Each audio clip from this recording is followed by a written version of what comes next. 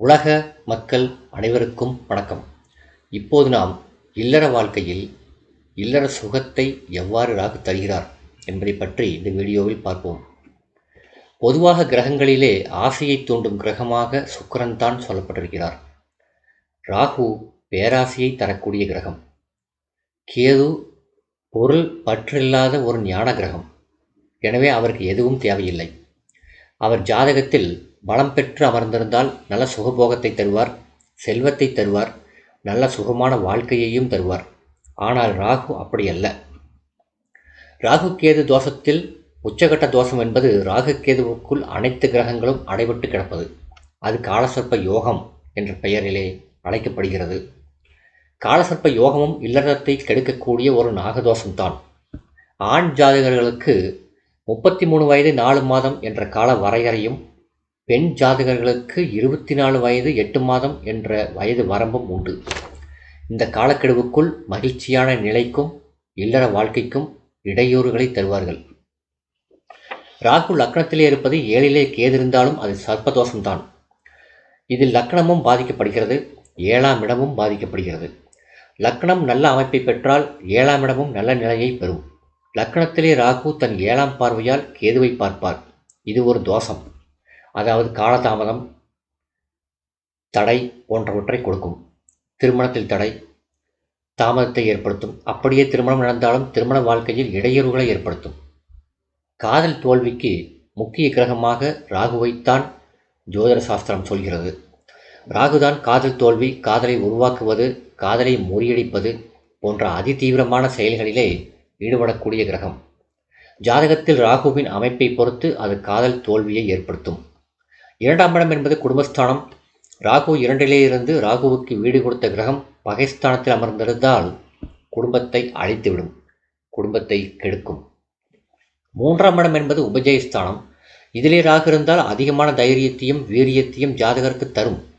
அதிகமான தைரியம் என்பது உடலிலே ஒரு ஆக்கசக்தியை அதிகமாக தரும். அவ்விதமான அமைப்பில் விட்டுக் கொடுக்கும் தன்மை இருப்பதற்கு வாய்ப்பில்லை. கணவன் மனைவிக்குள் விட்டுக் கொடுக்கும் மனப்பான்மை இருந்தால்தான் மகிழ்ச்சியான குடும்பமாக இருக்க முடியும். அவ்விதமான மகிழ்ச்சிக்கு இடமில்லை ராகு 3ஆம் இடத்தில் இருந்தால். எதையும் தைரியமாகத்தான் செய்வார், தைரியமாகத்தான் பேசுவார். ஆக அந்த நடவடிக்கைகள் வாழ்க்கை துணைக்கு சரிப்பட்டு வராது.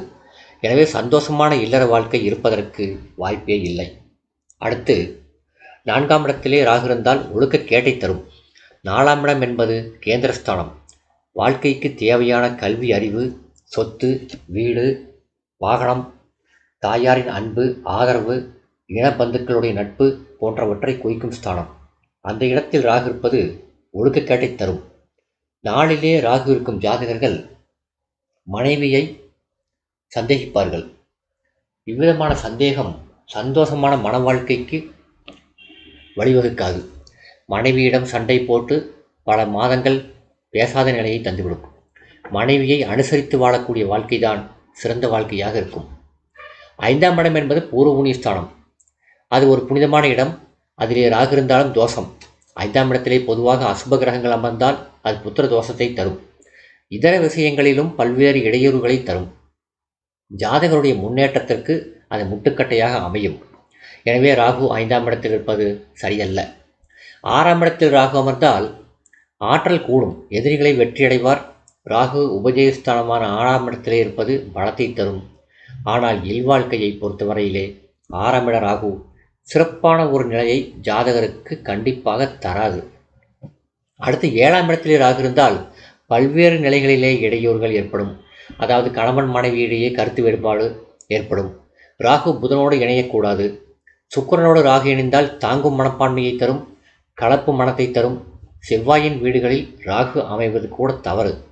அவ்வாறு இருப்பவர்கள் ஜாதகங்களில் இல்வாழ்க்கையில் பல்வேறு இடையூறுகளை சந்தித்தே ஆக வேண்டும். 7ஆம் இடத்தில் ராகு இருப்பதும் திருமண தோஷம். 7லே ராகு இருப்பது இல்வாழ்க்கையை கெடுக்கக்கூடிய அமைப்பு. 8லே ராகு இருப்பது ஆயுள் பங்கத்தை ஏற்படுத்தும்.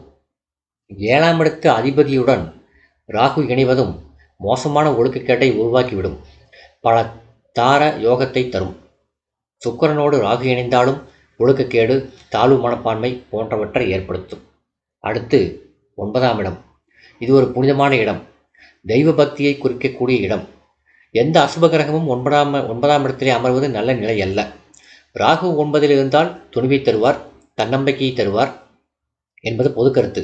ஆனால் இல்வாழ்க்கையை பொறுத்தவரையிலே இடையூறைத்தான் ஏற்படுத்துவார். அடுத்து 10ஆம் இடம் எனும் தொழில் ஸ்தானத்தில் ராகு இருந்தால் ஜாதகர் துணிவோடு செயல்படுவார், ஆற்றலோடு செயல்படுவார். அவருக்கு போராட்ட குணம் இருக்கும். எதையும் எதிர்த்து பேசும் போராட்ட குணம் கொண்டவராக ராகு ஜாதகனை மாற்றுவார். இல்வாழ்க்கையை பொறுத்தவரையிலே 10ஆம் இடத்தில் ராகு இருப்பது நல்ல நிலை அல்ல. அடுத்து 11ஆம் இடத்திலே ராகு புத்திர பாக்கியம் தருவார்.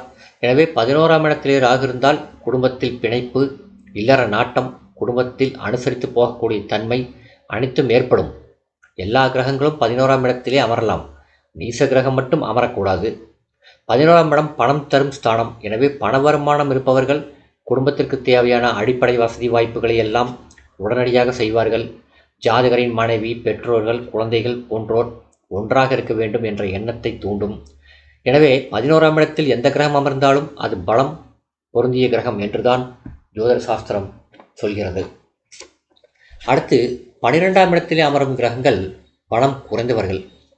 12ஆம் இடத்து அதிபதி 12லே இருந்தால் பலம், ஏனைய கிரகங்கள் இருந்தால் பலம் குறைவுதான். பொதுவாக 6, 12இல் ராகு கேதுகள் அமைவது யோகம். ஆனால் 6ஆம் இடம் என்பது ராகுவுக்கு சரிதான். ஆனால் 12ஆம் இடம் சயன சுகத்தை குறிப்பதால் அங்கே ராகு இருக்கக்கூடாது. வெளிநாட்டு பயணத்தை தரும். ஏனென்றால் ராகு ஒரு பயண கிரகம். சந்திரனும் ராகுவும் பயண கிரகங்கள். ஏன் ராகுவை பயண கிரகம் என்று குறிப்பிடப்படுகிறது என்றால், ராகு ஒரு இடத்தில் உட்கார மாட்டார், தூங்க மாட்டார், சதா ஊது கொண்டே இருப்பார். எனவே ராகு பயண கிரகமாக இருப்பதால் வெளிநாட்டு பயணத்தை வேண்டுமானால் தரலாம். அடுத்து ராகுவுடைய குணம் பேராசை. எதையும் அடைய வேண்டும் என்ற குணம் ராகுவுக்கு இருக்கும். எனவே பேராசையின் காரணமாக 12ஆம் இடத்திலே அமரும் ராகு விரயத்தை ஏற்படுத்துவார். இல்வாழ்க்கையை பொறுத்தவரையில் ராகு ஈடுபாட்டை தரமாட்டார். 12ஆம் இடத்திலே ராகு இருந்தால் பிற தூண்டுதலின் பேரிலே, பய உணர்வின் பேரிலே தான் இல்வாழ்க்கை சுகத்தை அந்த ஜாதகன் அடைய முடியும். ராகு 12லே இருப்பது ஏற்புடையதல்ல. கேது 12இல் அமர்வதை கூட நல்ல நிலையாக ஏற்றுக்கொள்ளலாம். அதாவது 12ஆம் இடம் மீனமாக அமைந்து அதில் கேது அமர்ந்தால் மறுபிறவி இல்லை. ஏனென்றால் மீனராசி ராசிகளிலே கடைசி இடம். அங்கே அமரும் கேது ஜாதகருக்கு மோட்சத்தை அளிப்பார். கிரகங்களில் செவ்வாயை தவிர இதர அசுப கிரகங்கள் இல்வாழ்க்கை விஷயத்திலே சற்று பின்னடைவைத்தான் தருகிறது. கெட்ட எண்ணங்களை உருவாக்கும். அவர்களின் குணம் அங்கே பிரதிபலிக்கும். எனவே சுபர்கள் 7ஆம் இடம், 4ஆம் இடம், 12ஆம் இடம் போன்ற இல்வாழ்க்கைக்கு முக்கியத்துவம் தரக்கூடிய இடங்களிலே சுபகிரகங்களுடைய அமைப்பு விரும்பத்தக்கது என்பதுதான் அனைவரும் ஏற்றுக்கொள்ளக்கூடிய கருத்து. இந்த வீடியோ உங்களுக்கு பிடிச்சிருந்தா லைக் பண்ணுங்கள், ஷேர் பண்ணுங்கள், சப்ஸ்கிரைப் பண்ணுங்கள். நன்றி.